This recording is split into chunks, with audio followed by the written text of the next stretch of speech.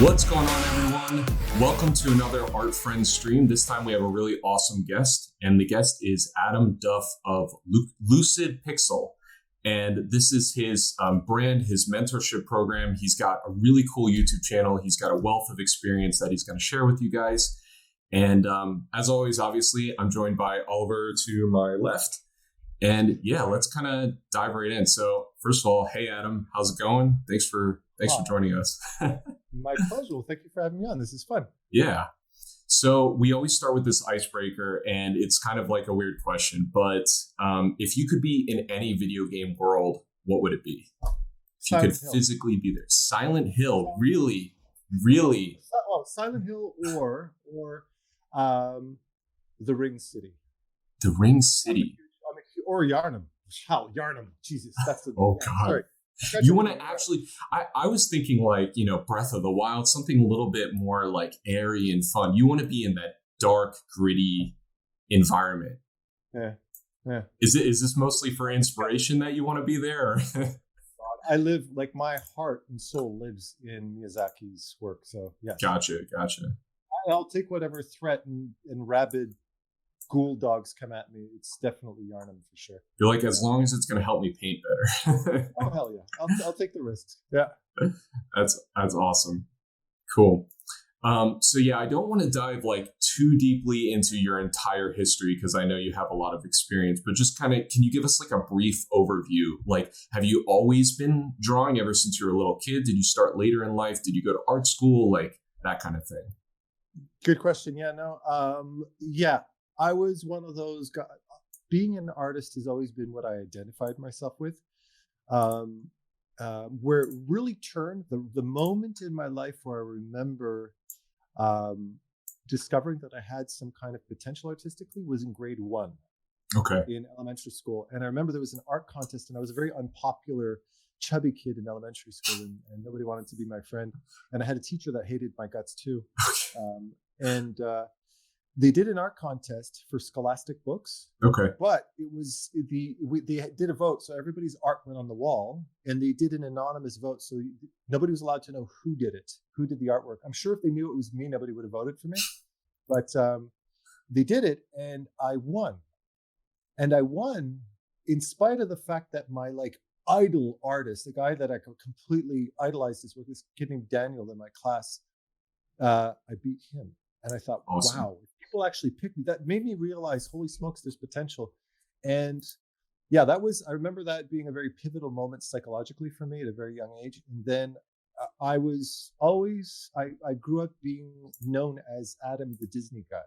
Okay. You didn't know that looking at my recent work? Yeah, no, not at all. Right? But I grew up with this singular focus on being a Disney artist. Okay. I grew up drawing Belle and Beauty and the Beast and Tarzan and all that kind of stuff growing up. And I ended up pursuing, ironically, the first degree in college that I pursued was a degree in fine arts, because I, like a lot of other people, for some silly reason, believed that fine arts was the education that all artists got if they were serious, right? I didn't think that I didn't understand that illustration was serious. Plus, I came from a fine artist family. My mother's a fine artist as well. Okay. So I did that. And I remember one of my professors turning to me at one point. We were just kind of drawing at a museum, and he looks down at my sketchbook and he says, that's interesting. He says, ever consider getting into illustration?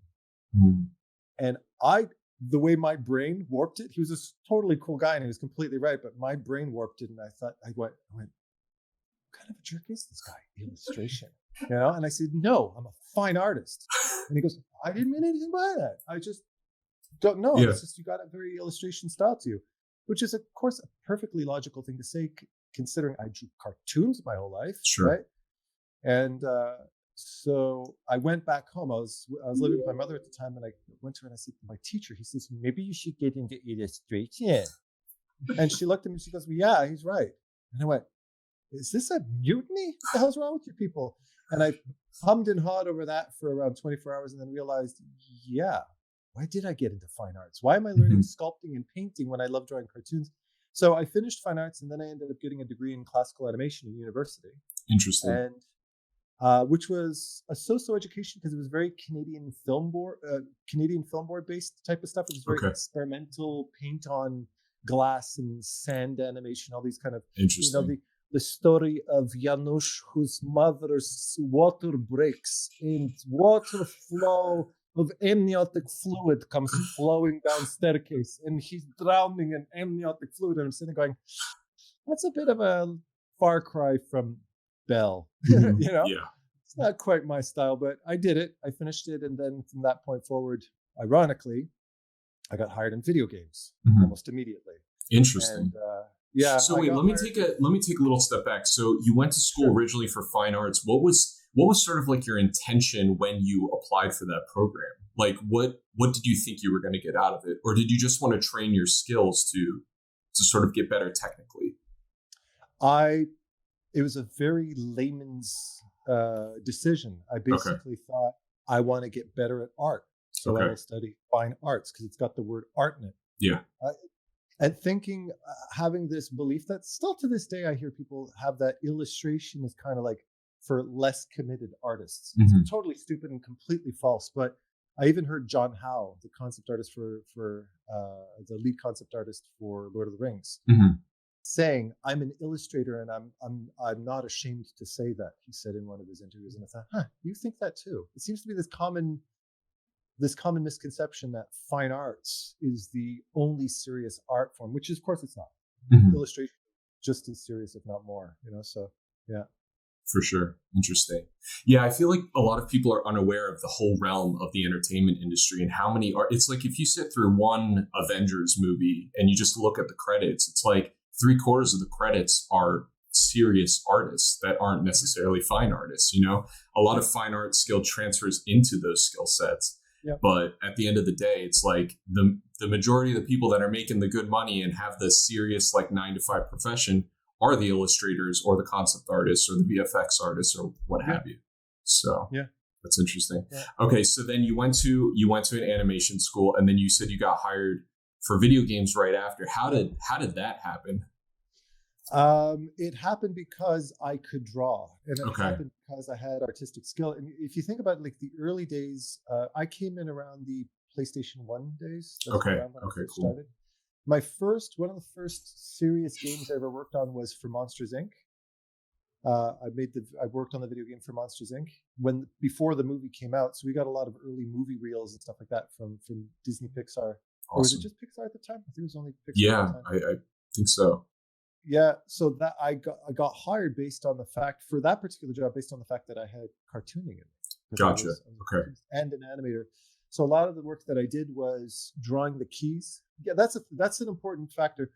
I was hired to draw a lot of key poses and designs because back in the day, it wasn't really reinforced for 3D artists to have traditional drawing skill. Yeah, which they realized very early, like particularly when I first started out 20 or so years ago, that it made them fairly incompetent and very dependent on the concept art team. So now it's like I teach animation as well. Okay. In the animation department that I teach at, or at least I have in the last few years ago, but it's a prerequisite. You have to take 2D before you can take 3D. You're not allowed to learn 3D unless you do 2D first, because it makes you more independent artistically. So are you teaching 3D animation, or are you teaching 3D and 2D, or what? At the college that I teach, because I'm still considered on the board of teachers there. But I haven't taught there in a couple of years.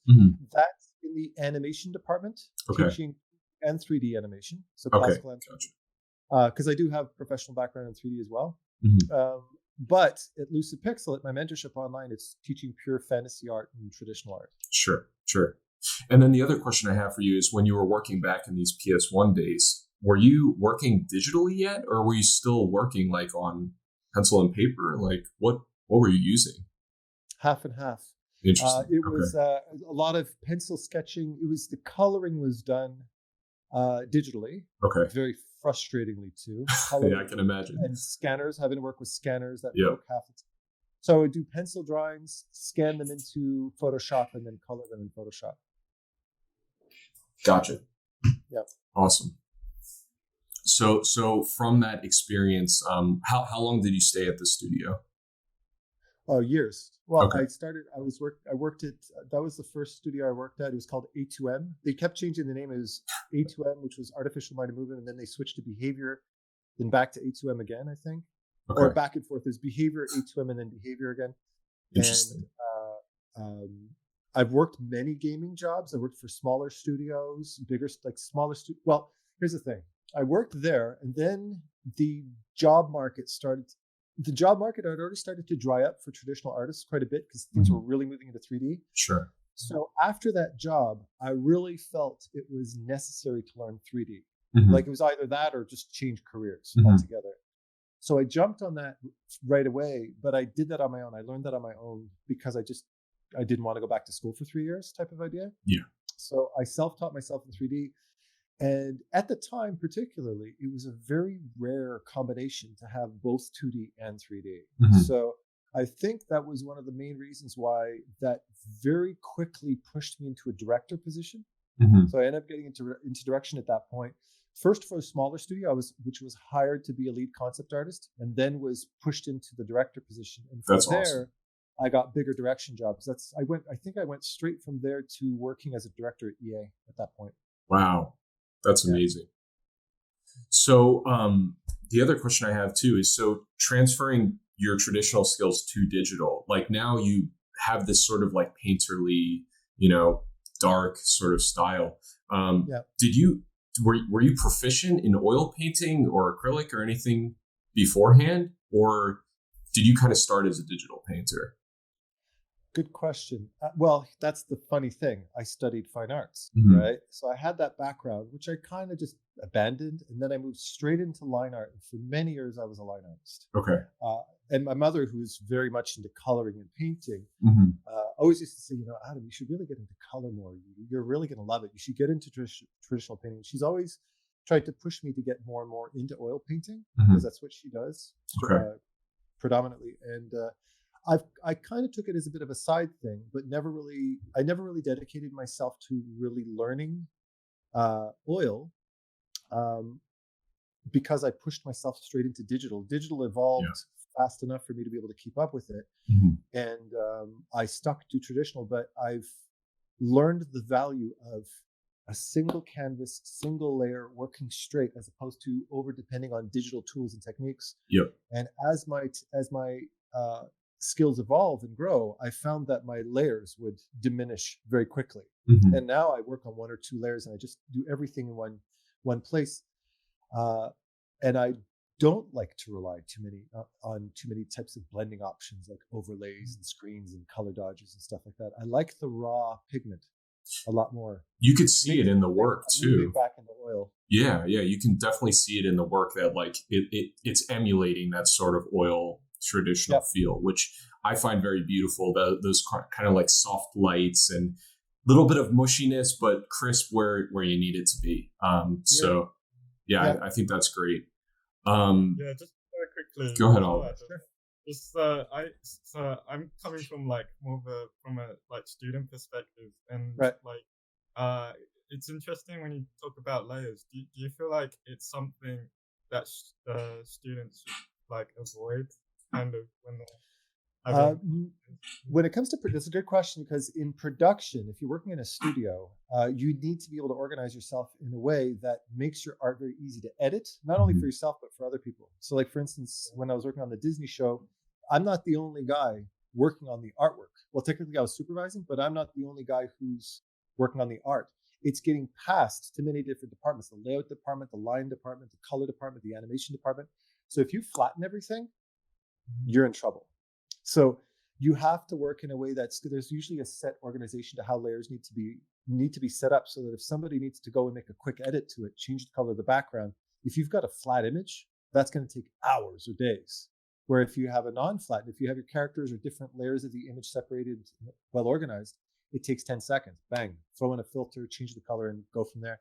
However, I think one of the things that's a very good sign of a more cautious or newer artist, somebody who feels a little bit less confident, is that you create a new layer for every brush stroke, right? So it's like eye, layer, eyelash, layer, because you're afraid to damage stuff. I think one of the best examples of layer etiquette is a tutorial online by the artist Borodante on his channel, and or Boro Draws. He has one called Working with Layers, how to work with layers. And he talks about when you want to keep your layers separate and when you want to flatten. And it's probably the most intuitive way to work with layers because it keeps you working organically while keeping yourself safe at the same time. When it's good to keep them separate, when it's good to keep them together. So for anybody listening, I definitely recommend going to check that out for sure. Awesome. Yeah. So yeah, let's dive back into the story. So you were working at EA, working for these big companies, and now you're working independently, more for yourself with your own brand. Was that just like a sudden jump, or were you starting to experiment working freelance, working with your own businesses while you were still working at the larger studios?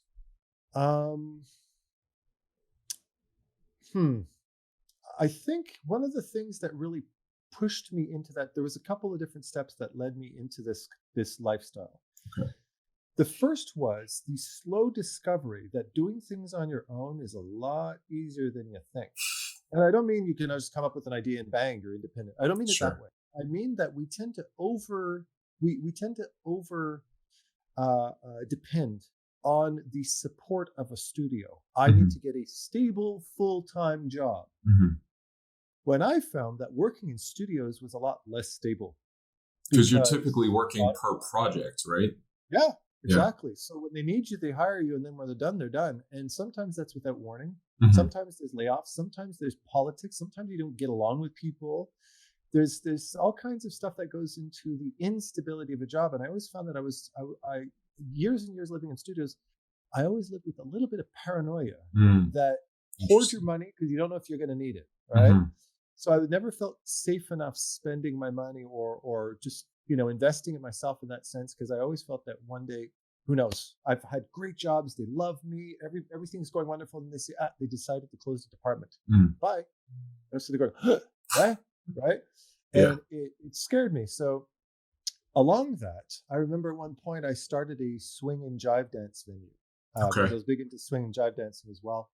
And I just found a venue. It was this curling club in Montreal West, and a friend of mine was a DJ, and then I knew a couple of dance schools because I was a regular part of the community, and I knew how to draw, so I could do my own artistic promotion. And from that original conception, unbelievably, to 3 weeks later, I'm opening the doors to a venue and 300 people walk in. That's amazing. And it's cash. Yeah. And I'm sitting there going, it felt too easy for me in that sense. Confided, it was one of the things that did help me to help that to succeed, at least for the limited amount of time that it did succeed, because I didn't invest myself enough into it to keep it going, was the fact that I was very aware of the need for it. Yeah. Right. So I always reinterpreted frustration into necessity.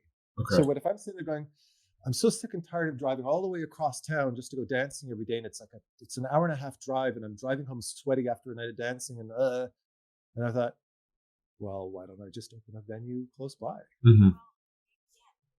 Siri, why do you keep doing that? She's talking to me here. I feel like I'm being stalked.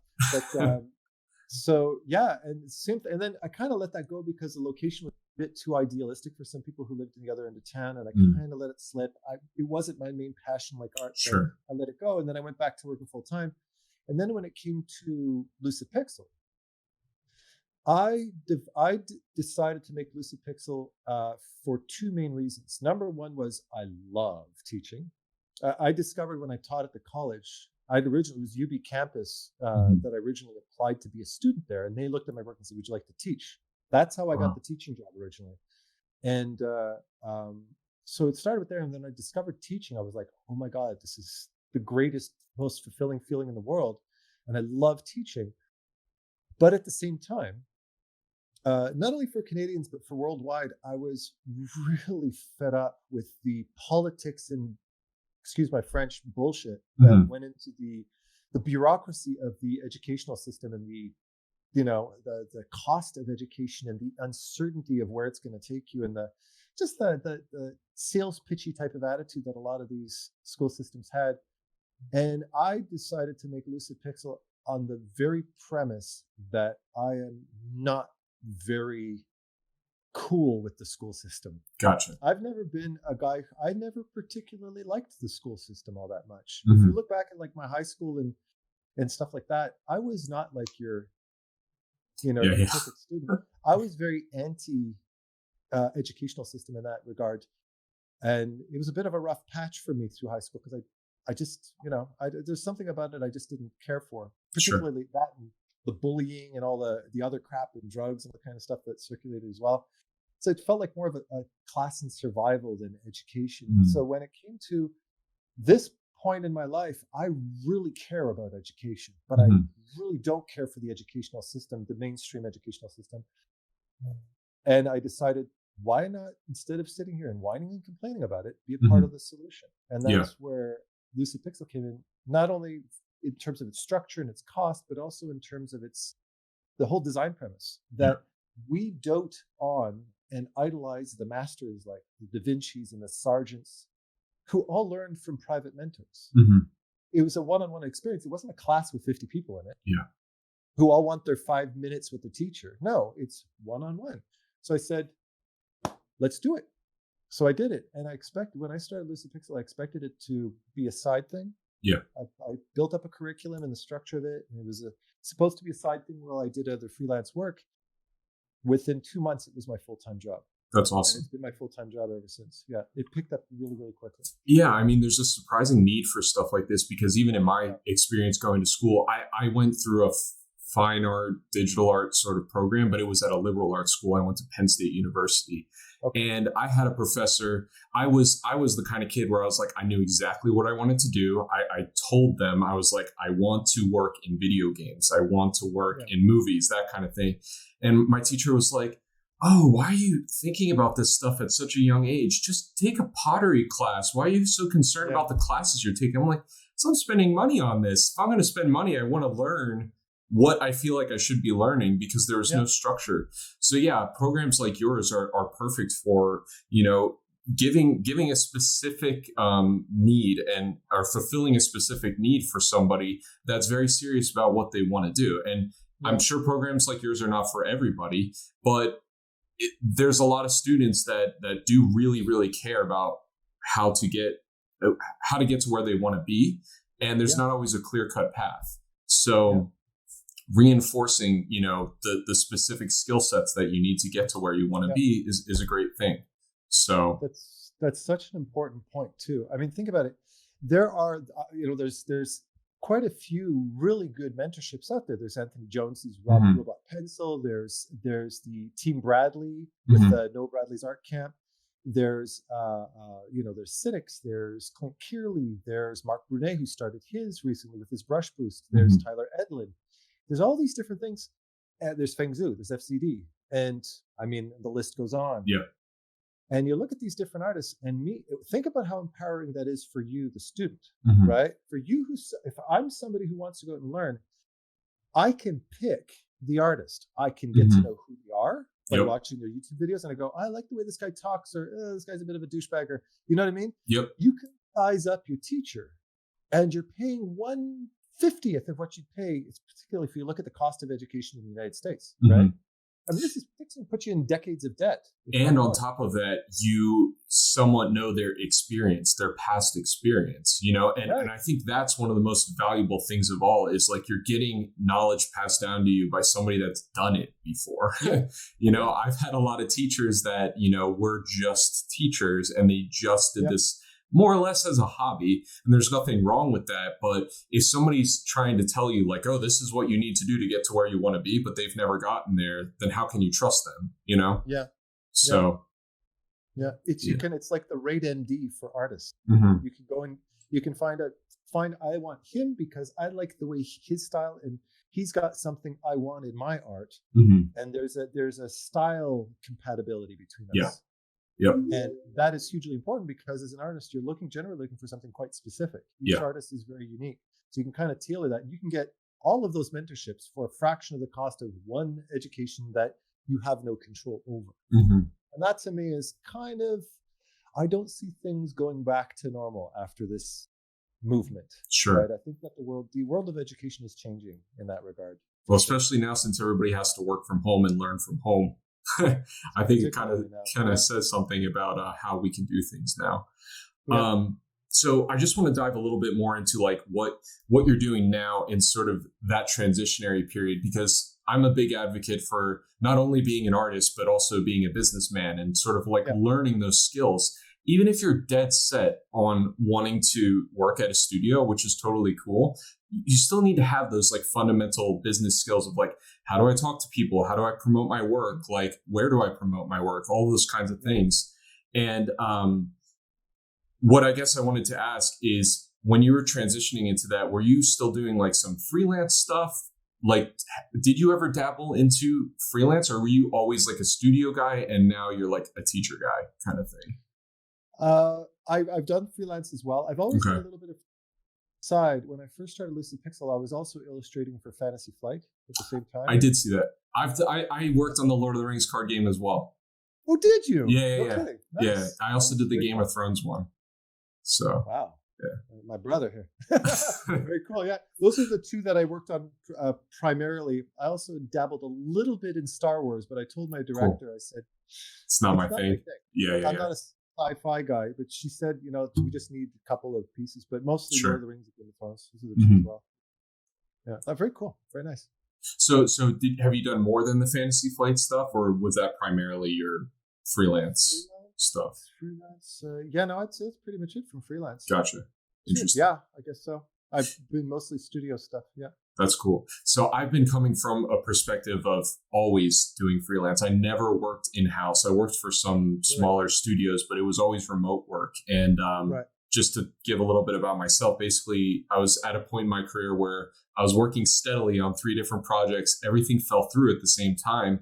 And I sort of had this epiphany moment, I guess, like you sort of did, where it was like, why don't I just do this myself? So right now I'm making a video game. I'm running a mentorship program as well. I'm selling a workbook type thing and doing some freelance as well. So I've always been on the mindset of like, I'm just going to do it myself sort of thing. But it's interesting to hear people's studio experiences. We've interviewed a couple other guys that are currently in studios, and their experience sort of varies. I have heard quite often the thing where like, yeah, you don't really know how long you're going to have this job, or yeah, it is pretty grueling, or I absolutely love it. So I know it varies depending on the studio, obviously, and the project you're working on and all that kind of stuff. But I think it just goes to show how many types of opportunities that an artist today can have if they're working digitally. That's really, not only that is, I really struggle. One of the things we don't realize artistic, or at least we don't realize professionally until after the fact, they say hindsight, right? In hindsight, are you the studio type? I even made a video talking about, are you the studio type? What kind of a personality, what kind of an artist is compatible with studio work? Of course, different studios, different types of work, but generally speaking, in a studio, one of the main traits you need to have is adaptability. Yeah. You need to be able to pick up on a style really fast. Some people are extremely good at being creative. They're good at creating their own thing. That really describes me. Whereas other people can pick up on 50 different artists, and within 24 hours, they've got it. I had a harder time with that kind of stuff. So certain studios that were closer to me, I picked up fine. Other ones that I might start off, and then they switched to a different project that was a little bit out of my comfort zone, and I fell flat on my face. Interesting. And you need to know that, because you walk into a studio and a lot of artists will think I'm incompetent, I suck, I'm not good enough for the studio. And it might have nothing to do with that. It might have to do with the fact that the skill, if you do want to work in the studio, is adaptability. Practice picking up different styles, which kind of goes against my philosophy, which is get really good at what you love, right? That's kind of more my philosophy, is master what it is you care for, and that will eventually end up attracting employment in that sense and make you compatible for specific types of jobs. Yeah. Go ahead, Oliver. Sorry. Sure, because like as a student, I feel like, because there is so much option, and like that kind of like, I'm in my second year of university actually at the moment, and just deciding whether you're more of a studio type person or more of an independent artist, I think it's very difficult for students like at the moment, because Yeah. it's that kind of university where they train you a certain way, but Yeah. there's all these other options. And They're generally speaking, yeah, that's a good point, because very often schools, they're teaching you that kind of generalized education, but also focused on what the industry is looking for. Mm-hmm. They're training you in studio skills. Like if I go back and look at my university education or my college education in fine arts, or sorry, university in animation, it was actually the opposite. One of the things that made that school, it was Concordia University, what made it unique was the fact that they were training people to be independent. So they didn't say, I was looking for somebody at the time to say, I want you to show me how to draw that type of character in this way. Mm-hmm. And they wouldn't do that. And I felt annoyed by that. Yeah. They were saying, no, here's 20 different examples.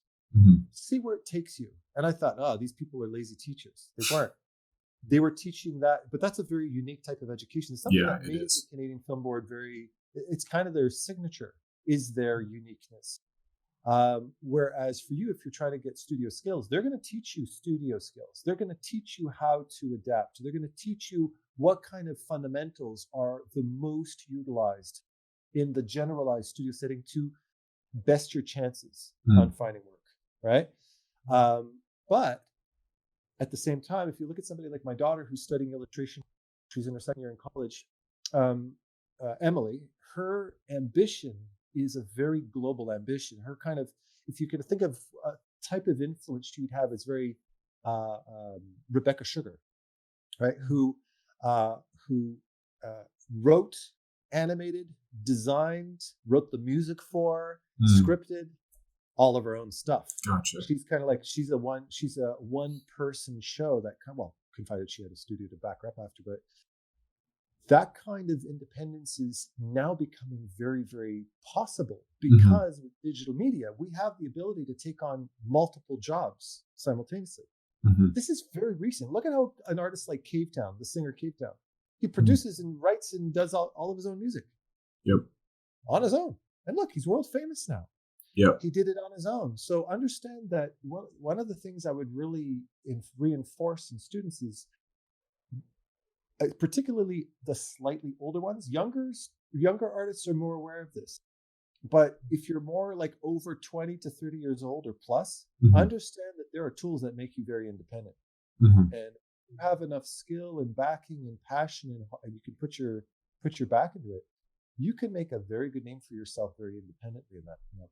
Build your own projects kind of idea. I think it's sort of like, you touched on this a little bit earlier, where it's like almost building a brand for yourself in not necessarily your style, but your theme of your work. And I think that kind of really shows who you are as a person just by looking through your work, so, and that's something that you can't necessarily teach. It's just something that if a teacher sees it, you're just like, push that, go for that, push it. So, I mean, like, you might be a portrait guy or a horror guy or a fantasy guy, whatever, but you should try to find this thing that like identifies as you and your work, and just go for that and double down on that. And that doesn't necessarily mean, again, if you're looking for studio work or something like that, you should be working on a portfolio possibly that fits that style a little bit more or whatever. But as your own independent portfolio, having it be cohesive is so valuable to just building your brand.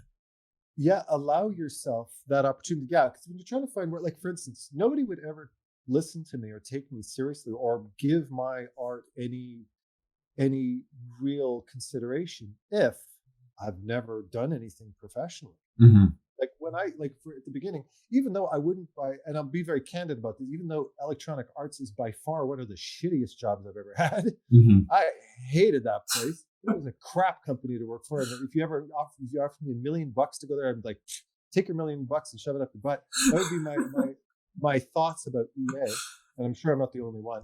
But when I say I was a director at EA, people go, "Oh, he knows what he's doing," right? It kind of makes people pay attention and say, "Oh, well, he was good enough to get hired at EA," and that really is the only real value that I find. The only main value you get from that is just notoriety. But as far as experience and artistic growth and my ability to expand myself and my ability to learn new skills, I far preferred smaller studios. Mm-hmm. You get better relationships. It's less bureaucratic. You're more valued. Mm-hmm. They care more about your personal identity in their work than just being amongst, the hundreds of other artists that are trying to make the same looking work for the same project. If you're working at a smaller studio, you have more like agency over like the overall vision of the visuals. Yeah. So I would also add this disclaimer too. If you're new to the industry and you're working in a studio, don't do what I just did. Don't which is what? Electronic arts publicly. Keep your mouth shut about that kind of stuff. I can because I don't give a shit anymore because I'm independent. I've gained this freedom to be able to be honest about it. But I've heard other artists that are in the thick of their professional career, even recent videos that have surfaced where they've kind of bashed big companies. Oh yeah, Oliver and I have discussed the video that it'll come and bite you in the ass. Yeah. So it's best to just, when in doubt, keep your mouth shut. Don't talk about it. I'm fine though. Basically, like upholding good relationships and trying your best not to burn bridges is always a good general practice, especially when you're seeking more studio work. Yeah. Absolutely.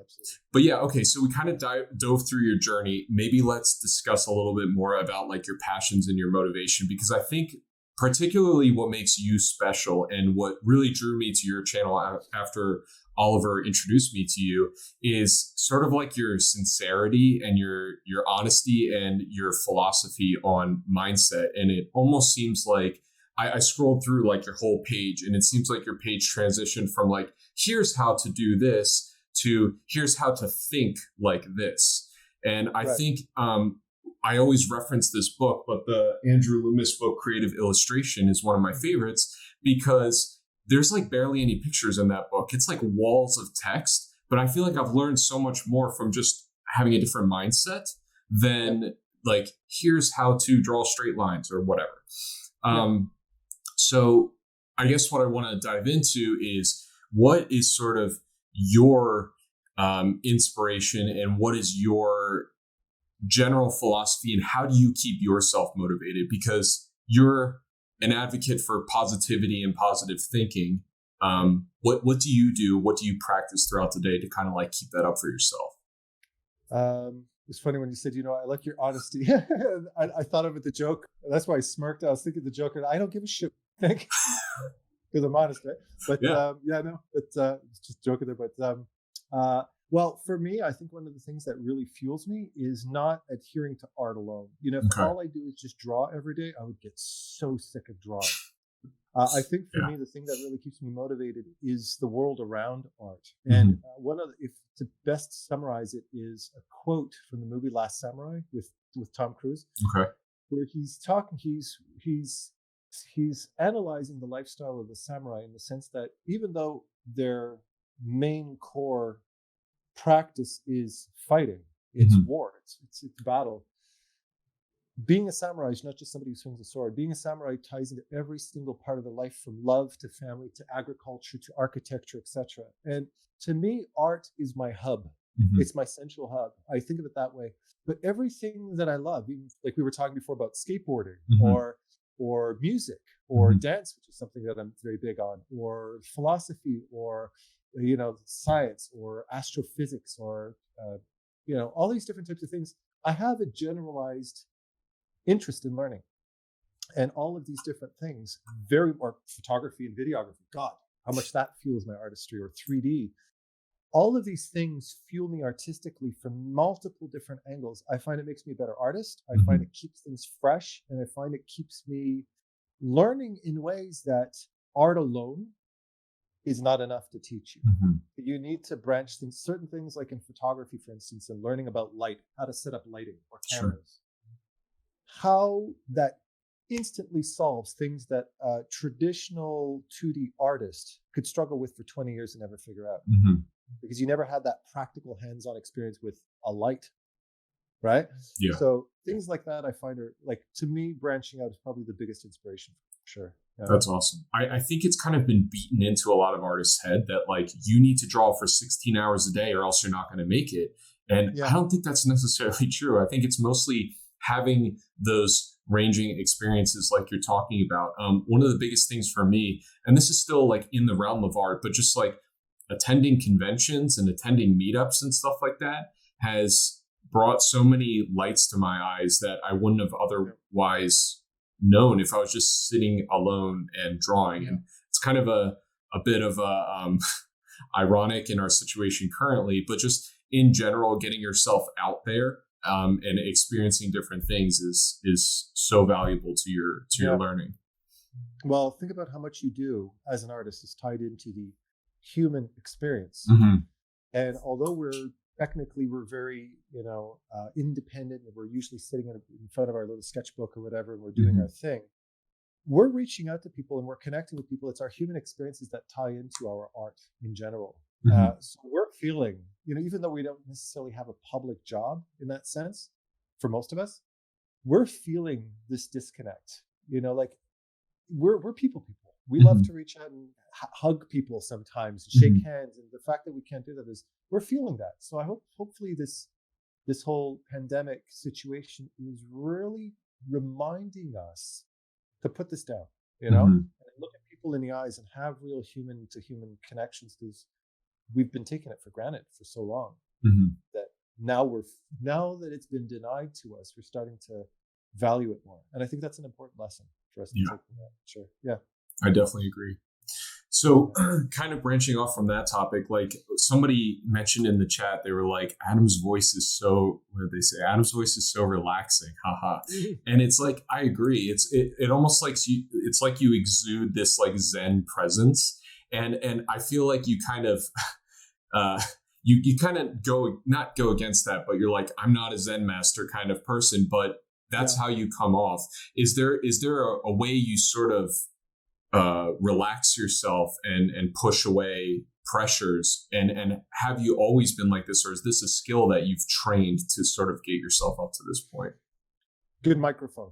Get a good microphone. It'll do all the work for you. No, but no, definitely audio does play into it from a technical perspective. Like my mic is this one I'm using here is, and that's actually not ironic. That's actually serious. The microphone I'm using over there is the Shure SM7B, which is a very warm, very intimate microphone that really isolates. It's a dynamic microphone, so it really isolates sound, which creates a little bit more of an intimate sound. However, on a more human level,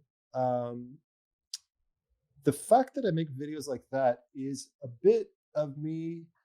It's me sticking my nose up to algorithms, YouTube algorithms. Like being a YouTuber, being somebody who creates content yourself and stuff like that. The algorithm's always trying to tell you what to do with your content. Speak faster, get to the point, no more than 10 minutes. Don't pause too long between things. Keep the pace up, keep people entertained, or they're going to start to nod off. It's basically trying to encourage this fast binge consuming of content. Clickbaity stuff.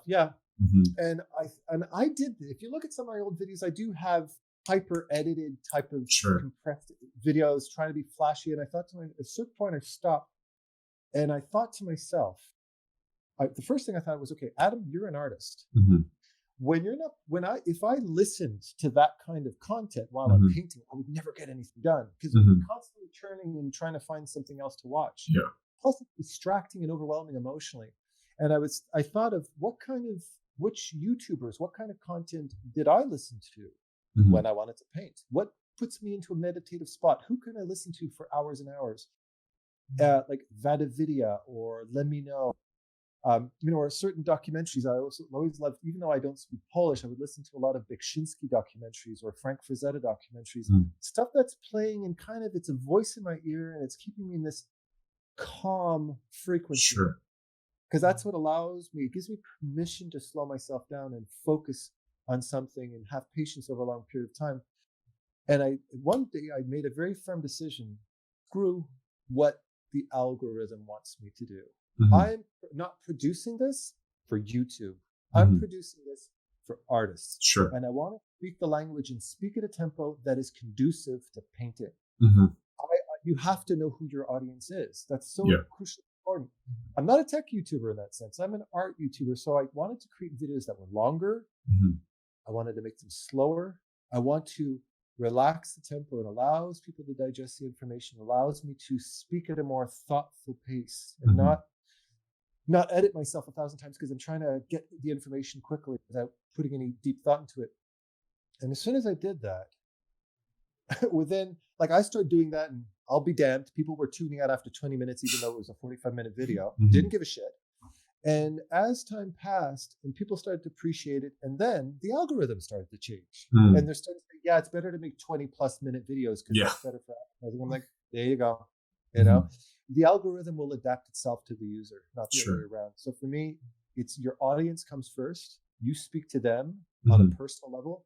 And I create my content around that period. I don't give a shit what any, what clickbait, how I might benefit from that in the short term. Do you feel that you taking that plunge into this more like thoughtful, mindful sort of way of speaking transitioned into your life as well?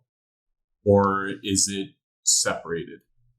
I think art in this case imitates life first. Like, to me, it's about being as honest and being as candid about what I share as possible. Because I want you to, it's, to me, being an artist is a very psychological thing. Like, I can't remember the exact quote, but my mother told me this once. It's, to be an artist, you need to master 3 things. You need to master the mind, the hand, and the heart.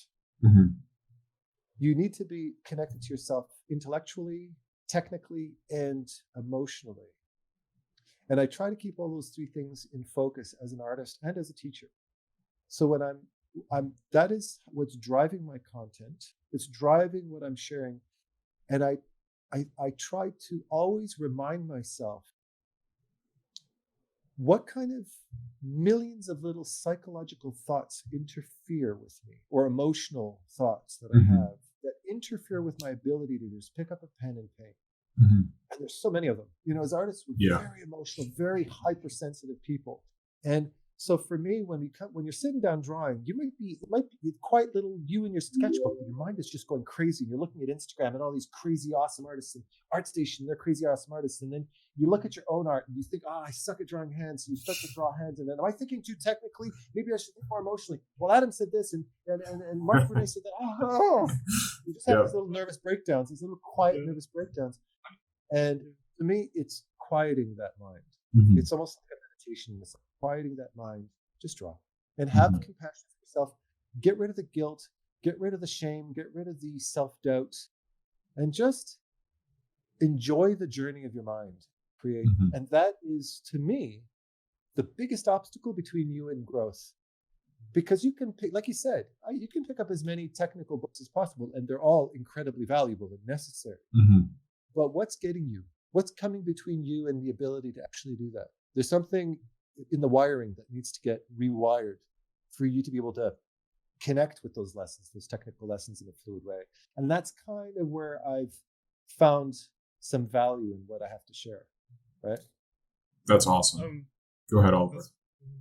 I was just gonna. I totally can resonate with that, because I feel like, for me and many of our peers, my peers, like, we feel like we have to be quick with everything because everything's like moving so fast. I was just gonna ask you, like, because you mentioned about ArtStation and Instagram and stuff.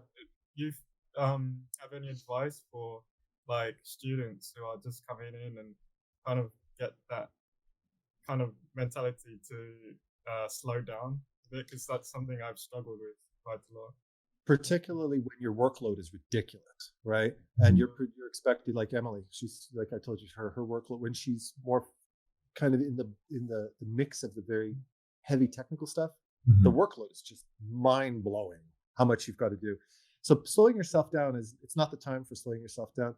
But one of the things that I find that ArtStation, or any kind of like over binging on other people's artwork, how that can work against you is if you're following art that isn't your style. Because, for instance, I'll give you an example. Like, if I look at Feng Zhu's art, or I look at like an artist who I love, whose artwork I love, but is completely different from me.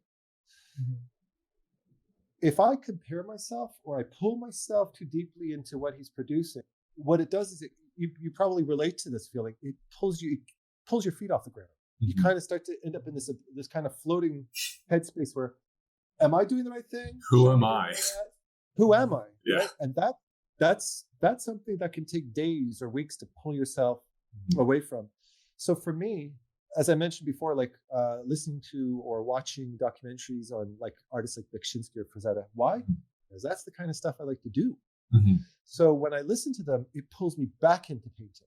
So certain artists will pull you into art, certain artists will pull you away from it. And you have to start to identify with which one's which. The way to tell is, are you starting to feel self-doubt after checking out these other artists? Or do you feel empowered? Are you taking influence from them and injecting it into your work? And is it improving you artistically? And that's just something you have to guide yourself emotionally through that process, just with good or bad feelings. But would I discourage you from checking out other artists? Absolutely not, because you can learn a whole lot from looking at other people's art and picking up on ideas and influencing yourself and merging different things, or just studying other people's color work or brush work. That can help a lot too, so long as it doesn't pull you too far away from your own style, right? Yeah, I think just in general, like younger artists are so focused on getting from point A to point B in such a quick amount of time that they're unintentionally procrastinating, looking at 5 million things at the same time and not actually producing work. So what I'll have to say is creating some sort of focus or schedule or plan and sticking to that will still allow for you to take those times to get inspiration from other places. But as long as you're like trying to stick to a task, you're going to get there quicker without even knowing it, because you're setting yourself up for success already, as opposed to just going by the seat of your pants with everything. And sometimes we have to do that, but more often than not, it's good to try to set yourself up in a way that you can steadily progress. Absolutely. And you know what? Also give yourself the permission to be the person in charge of choosing which type of ecosystem you make yourself a part of. There's a million different types of communities. Some communities are you're going to gel with. It's like a relationship. You're gonna vibe with certain communities, and other ones might not. Yeah, that's why I don't play Call of Duty, or at least online, because I'm like, who are these psychopaths? I can't listen to this shit. I prefer to play solo. It's just because they're assholes. So stay away from assholes. That's basically the bottom line. Yeah. All right. So we just have a comment that says, and thank you for doing it for the artist, not the YouTube algorithm. And we have this little thing set up where somebody can redeem these points and make somebody shout out an art tip. Adam, are you willing to shout out a random art tip? A random art tip. Yes. And I'm going to steal it directly from Marco Bucci and Feng Zhu. Okay. Everything is shapes. That's a good one. But I'm going to be very mysterious about this. I want this to be a journey of discovery. I love that. I love everything is shapes. Yeah. Awesome. Cool. All right, let's continue. What time are we at? We're about an hour. How much longer can we go? I have another maybe 20 minutes. Okay. Cool. I have a student too. Yeah. Okay. Awesome. So the other thing I wanted to talk about based on your YouTube channel, I kind of like to talk more about your YouTube stuff because I think it's really interesting. And I really do think that you have a very special channel. And anybody that's not following Adam already, is it LucidPIXUL? Is that how they would find you on YouTube?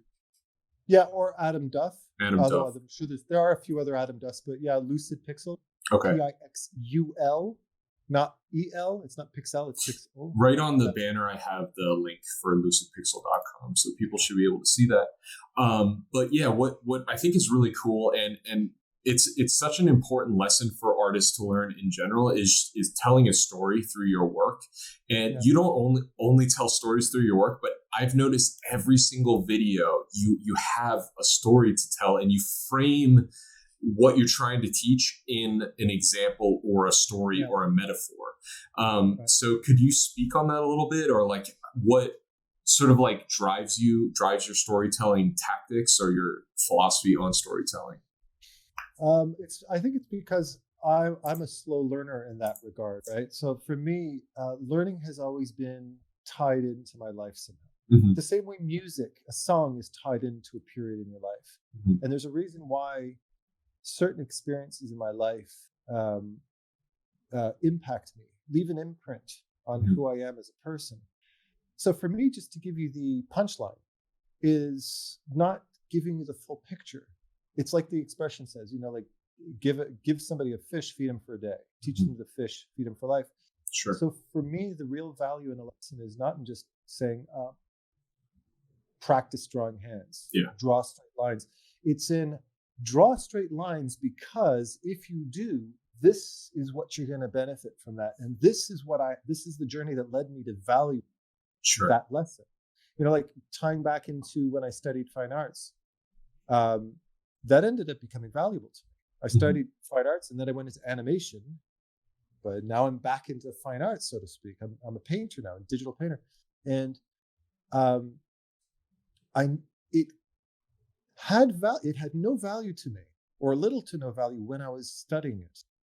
But now it means everything to me, because my art had to come full circle and come back to that.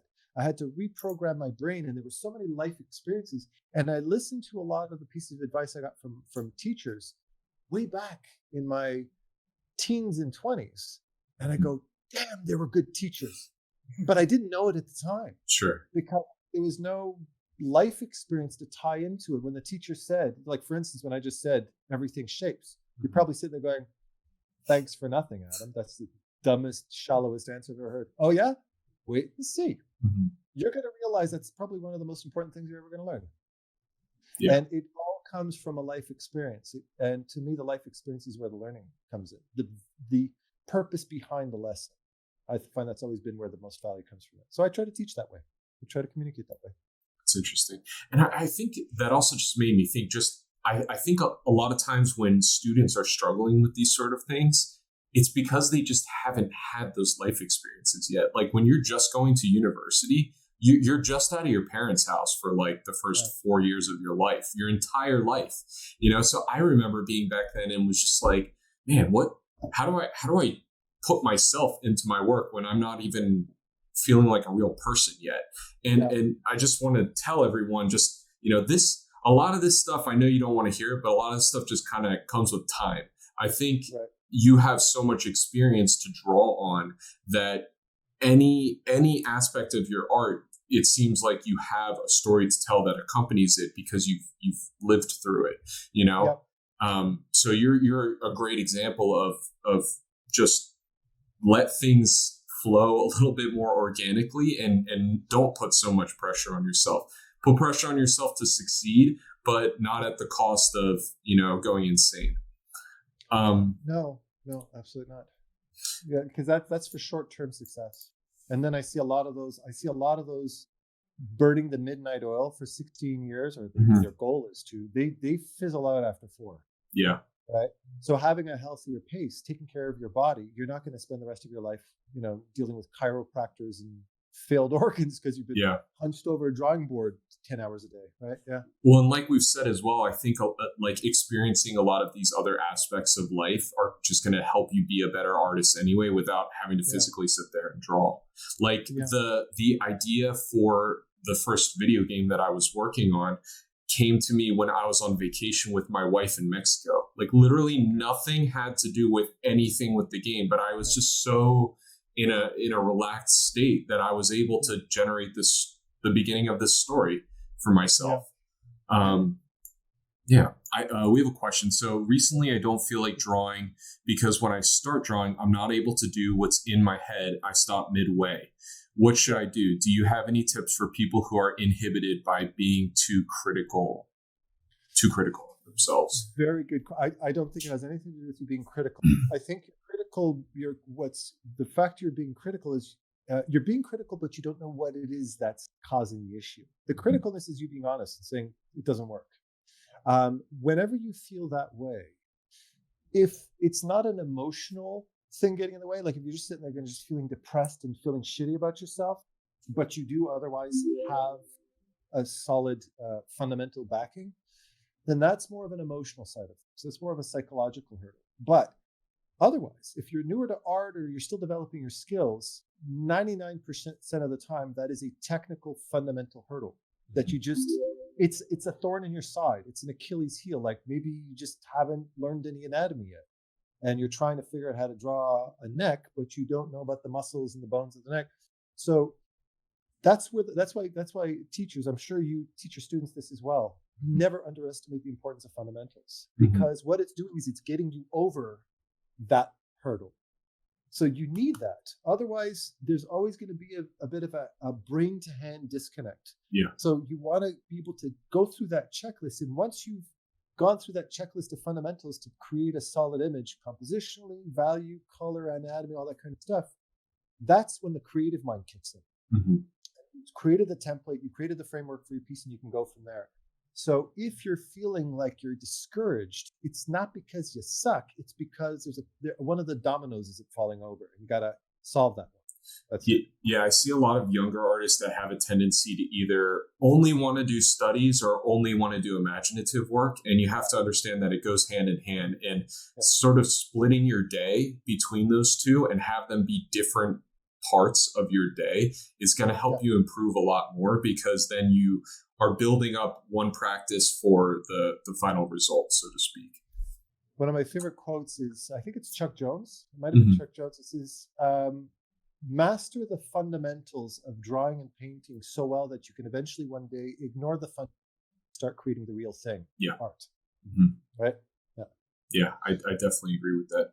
I think on the same hand, though, just for the people, because I found this with myself recently, like the past year and a half or so, I was doing so much technical work and not just like letting loose and drawing in my sketchbook. You almost sometimes forget how to be creative, and practicing that creativity and just like not caring about how good a painting or drawing is sometimes really valuable for somebody that's so focused on getting technically proficient.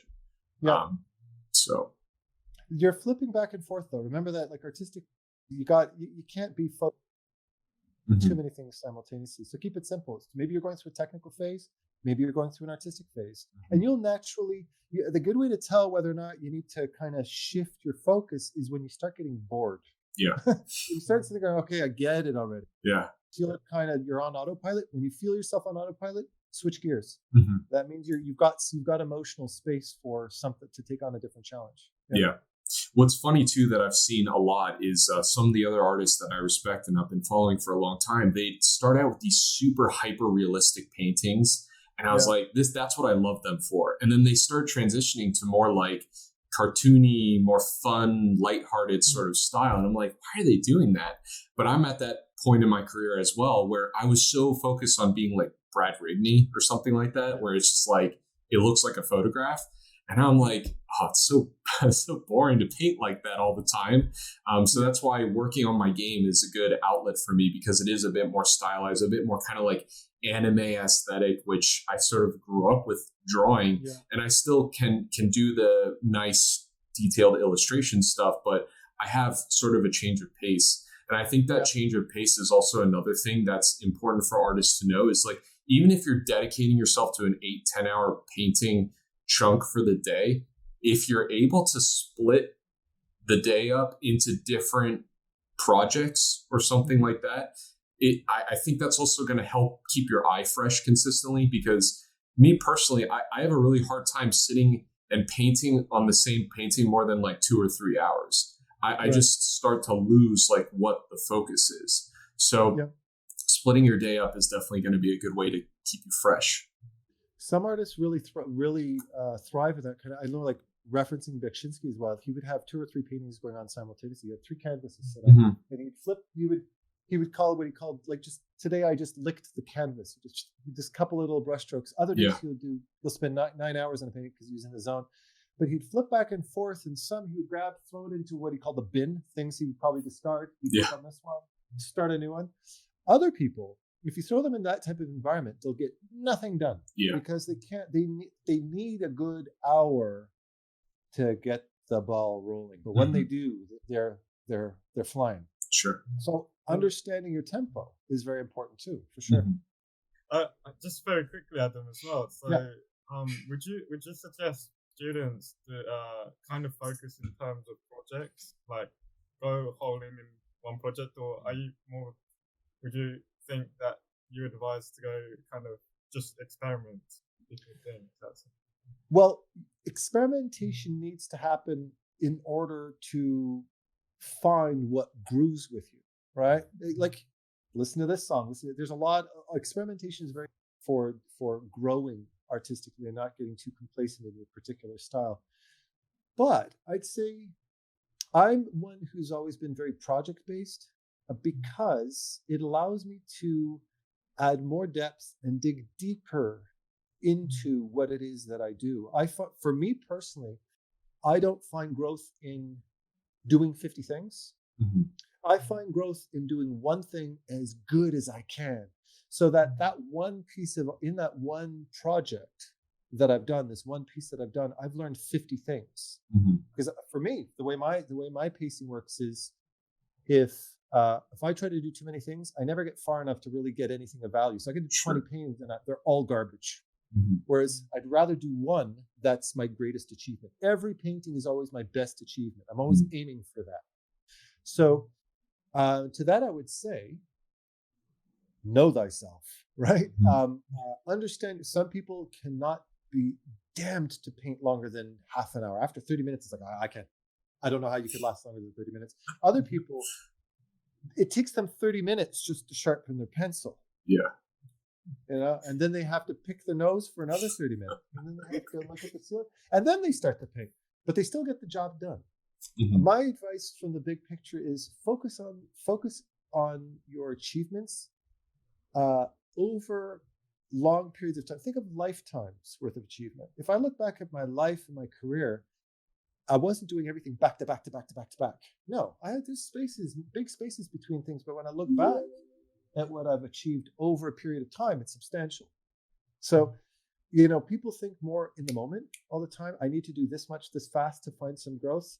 That's good for short-term little things, little stints. That's not sustainable over the long term. Jeff Cavalier from Athlete X, the fitness trainer guy, he says, are you doing what you can or are you doing what you should? And therein kind of where I sit in that philosophy. That's kind of where my philosophy is. But understand your speed and tempo. Some people like doing high volume. Some people like doing longer projects. I'm a project guy personally. Yeah. Thank you. You're welcome. Oliver, do you have any other questions for Adam that are more like student stuff that I wouldn't necessarily be thinking of? No, just Greg. I was kind of still art related, but you mentioned about dance. Like, Yes. At what point did you kind of do you feel like dance has impacted your work in any way? Or? All arts impact me. Dance in particular, not only because I draw, but from animation as well. The art of movement and studying movement. Dance to me, this is the thing. If and when you ever learn a second or third or fourth art, if you ever get involved into different arts, you realize that the part of your brain and the learning curve, the terminology, what you have to overcome, what kind of life lessons you learn are identical. So to me, the art of dance, the learning curve in the process of learning dance and the process of learning art and animation and photography and videography and lighting and audio and and music, it's the same part of my brain. I almost like as if my learning how to draw made me better at dance, and learning dance made me better at music. It all ties in together. So I think I kind of fell off of your original question, but your basically was, how has it helped with art? Tremendously. Tempo, piece. Look at my videos. How when I produce my videos, you can see how movement plays into how I edit video, how I'm interpreting rhythm, how I'm playing with that rhythm. All of that's from dance. Absolutely. That's awesome. That's a very different perspective as well.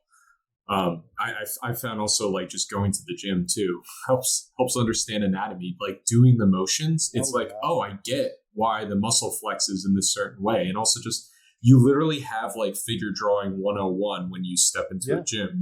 Like you're just constantly seeing people moving their bodies in different ways. So Yeah, somebody wanted to redeem another art tip, and basically mine is just like find inspiration from places that aren't necessarily your computer. Go to the gym, go outside, look at how things are lit by the sun, find visuals from life to help reinforce your stuff when you sit back to work on your computer. Best advice you could possibly give. Yeah. You guys have to be open 24 hours a day. Mm-hmm. Yeah. Awesome. I think this is a pretty good place to close up. So, Adam, I want to thank you so much for taking the time to hang out with us and chat with us. I think this has been a great talk, and I'm sure a lot of people have really benefited from this. I urge everybody to please look up Adam's YouTube channel and watch his videos. Look him up, Adam Duff, or look up LucidPIXUL. It's LUCIDPIXUL. LucidPIXUL is his brand and his mentorship program, and it sounds like he's got a really awesome program. So if you guys are interested, please check him out. Are there any closing thoughts or anything you wanted to say, Adam, or anything you wanted to plug? Well, thank you. This is a lot of fun. This is really fun interview. Awesome. Great questions and just great. I enjoyed this a lot. Any closing thoughts? I would say, well, keep watching Art Bros because you guys are pretty awesome. Thanks, man. It's a lot of fun. Yeah, that's what I'd say for sure. Cool. All right. Well, awesome. Thanks for watching, everyone, and we'll see you next time. Thank you. Take care. Bye, guys.